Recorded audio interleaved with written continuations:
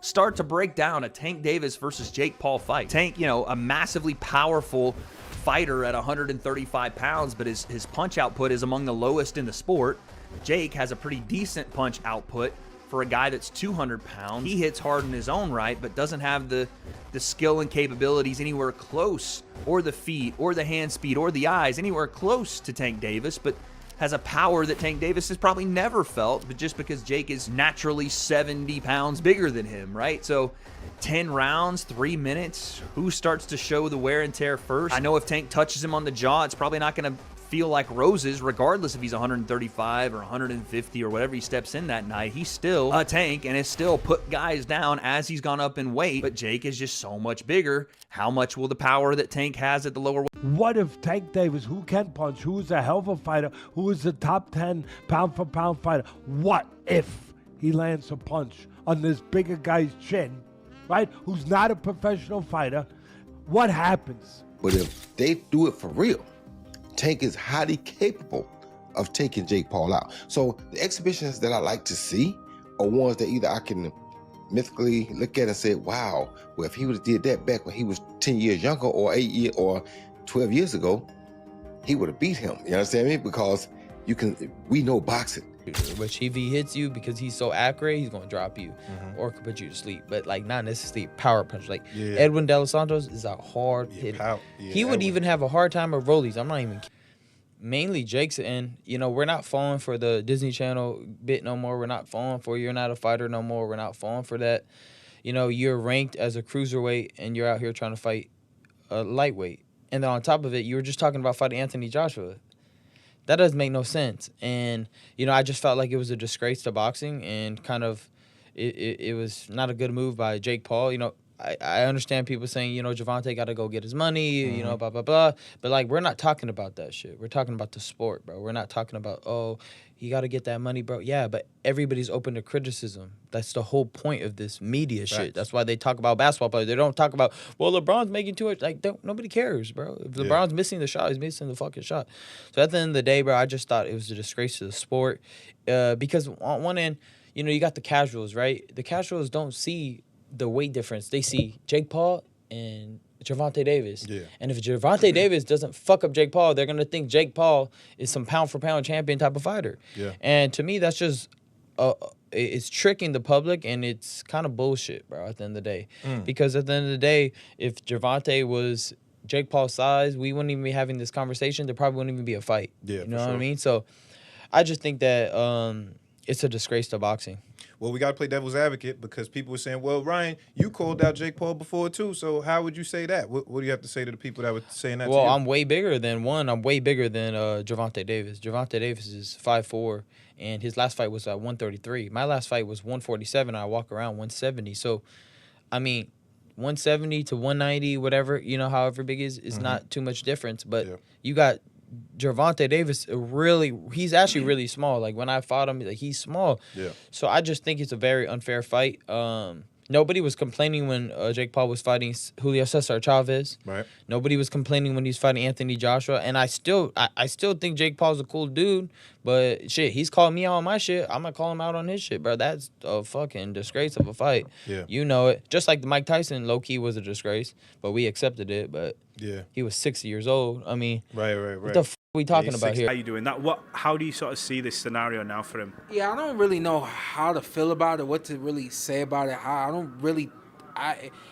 only been asked this when it's you know, presented to me. That's when I think about it, and I can't really come up with a good answer for it. In a lot of ways, it doesn't make sense to me. Of course, we know the size differential, and the list goes on from there. I don't know, man. I think we're entering a generation now, or a phase now where fighters, I don't know if it's fighters, I don't know if he doesn't care about the legacy, or if he feels like this fight doesn't matter, I'll get back to the legacy. I just don't know. This is truly it's not a legacy fight, but of course it is a generational money fight. Even if this whole Jake situation was in the way, holler at me. Tell me you want to fight Jake. Tell me you got a bag coming up. All right, boom. Like, go do it. it's a way to handle that. We have a contract. You cannot breach a contract and think shit just gonna be sweet. You can't. You can't do that.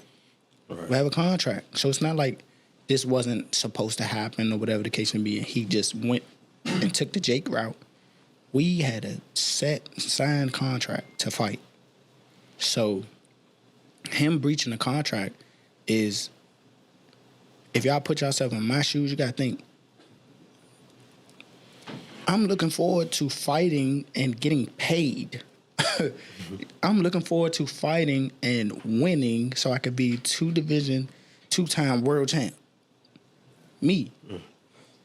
I'm in training for a fight to be a champion in another weight class and for me to be crowned champion twice in my career.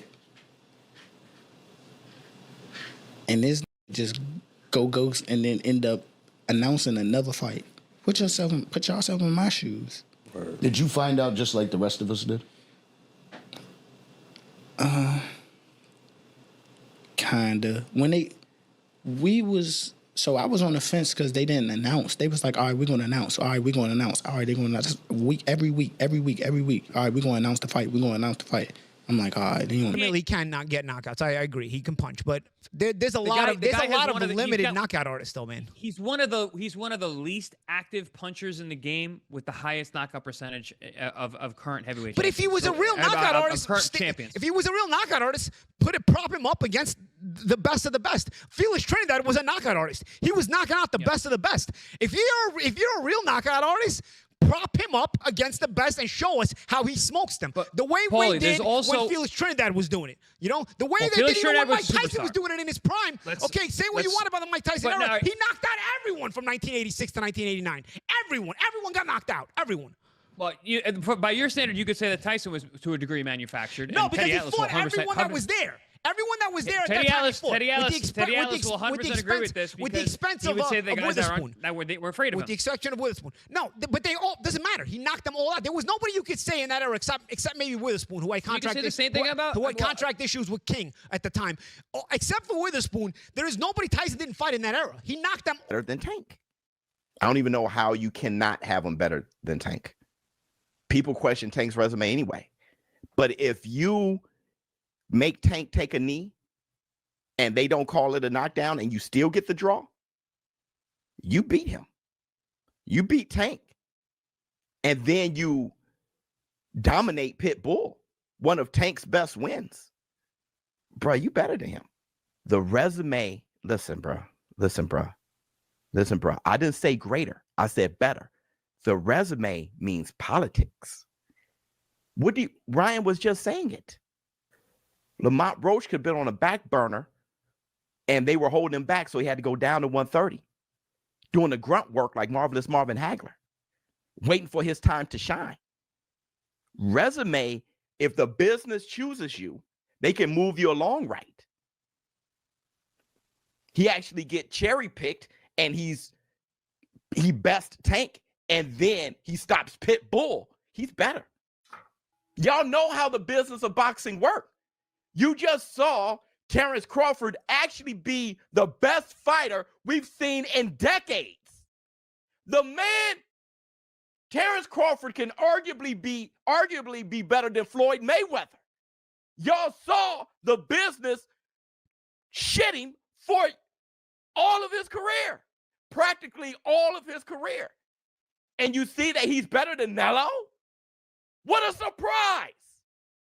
We've been sitting, a guy coming from lightweight can beat Nello at super. Has evolved to where it's at.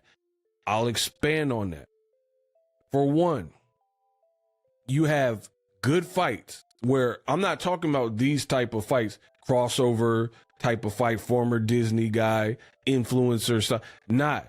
And Jake Paul has really promoted himself and acquitted himself to the point where he's kind of a boxer. Now, he hasn't fought the top names. I get it, blah, blah, blah. But he's doing his thing. He's training like a boxer. He's not like taking it lightly, like streaming and then working on his YouTube more than he's working on his boxing. It is what it is, right? But beyond that, let's keep it going. I told you I'm about to really get unpacked. Subscribe to the channel. The reality is, the reason why I'm saying I blame you, the fans, is because we've had some very good fights, like David Benavidez, Caleb Plant, whatever. I'm talking in the last 5-10 years, right? Very good fights, all boxing. So not talking influencer or any type of crossover fight, right? Good fights. And then you got boxing fans in a niche sport who didn't further the exposure by advertising or buying the fight, mostly buying the fight with piracy and whatnot. So now we're at a point in this society where these companies, they're like, all right, they see the piracy is a problem. Now they're looking for sure shot, must win type of scenarios. That's why we're getting these fights that some people, purists and diehards, are calling wonky fights. You know what I mean? It is your fault. Went about the presser. He reminded me of a northern football fan being dragged to a shopping centre on a Saturday afternoon rather than being allowed to go to his favourite Liverpool seat. You'll relate to that, won't you? It was almost like he'd been shackled and dragged there against his will. Even when they faced off, it was as if Jake Paul had a bad smell about him or something. He didn't want to get near Jake Paul. He didn't want to. I'm just going to plug this in as well. I just realised it's not plugged in. It was almost as if he didn't want to indulge anyone at all. Like he'd signed up against his will, and then like he'd been signed up against his will. The agents and his manager and his handler had dragged him there without briefing him on what was going on and where it would be and what time it would take place. And there was this oaf in his mind standing there in front of him, this big oaf who kept posturing, and it just didn't do anything to him. I wondered at one point whether he was going to burst out with a combination of punches or something and just drop Jake Paul, who was being, measuring him up and going down to his height, and it was all very peculiar in my view. Like he really wasn't taking. I ain't even gonna call it a fight, because it ain't. If Jake Paul's involved in it, it's a great acting job. You know Mike Tyson could have just knocked Jake Paul's face into the canvas, but he got paid to pull punches. Otherwise, he wouldn't have got paid. I'm pretty sure the same is going for Gervonta Davis. It's a quick money grab. Most of y'all gonna be suckers who tune in. It's this quick money grab. That's all I'm saying. Ain't gonna be no fight. I don't give a fuck how big Jake Paul is. He can't take one of them little tank punches. Tank move furniture. Move furniture. Catch that motherfucking move furniture. And Jake don't like his furniture move, so he gonna pay him not to hit him again. If you really want to show out Gervonta, sign a contract that you ain't gonna hit him, because if you hit him, you lose all the money. And then whoop that motherfucker's ass, put him to sleep, and get him out the boxing game once and for all. The discussion surrounding the potential bout between Gervonta Tank Davis and Jake Paul has generated significant controversy across the boxing community. Analysts and former fighters have provided diverse perspectives, but most agree that the matchup raises concerns about competitive integrity, weight disparity, and the commercialization of the sport.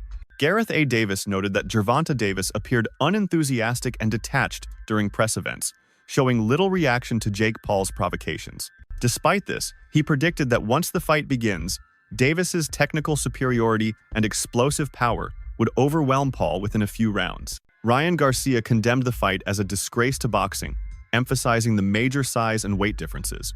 He argued that Jake Paul, a natural cruiserweight, should not face a lightweight like Davis. Garcia warned that such spectacles mislead casual fans and undermine the discipline and fairness that define legitimate boxing contests. Sean Porter echoed similar concerns, criticizing the sport's modern direction. He suggested that fighters now prioritize financial gain over legacy, with bouts like this representing a broader trend toward entertainment-driven matchups. Several analysts attributed this shift partly to fan behavior. They argued that the public's preference for celebrity-driven events and viral moments has incentivized promoters to stage such spectacles rather than traditional, merit-based contests. Technical experts also highlighted the physical imbalance. Jake Paul's natural size advantage gives him greater durability, while Davis's speed and accuracy could be decisive only if he closes the distance effectively. Many questioned whether such a fight should even be sanctioned under standard boxing rules. Commentators like Showbiz the Adult and Lamont Roach criticized Davis's decision to pursue this bout rather than defend his title or face top-ranked contenders, arguing that it damages his professional reputation. Finally, Eddie Griffin and other cultural commentators framed these crossover fights as Hollywood productions, suggesting that financial interests overshadowed genuine competition. In conclusion, while the hypothetical fight would attract immense attention, the prevailing consensus among boxing experts is that it represents a troubling trend, one where marketing power and spectacle increasingly outweigh sporting merit and legacy.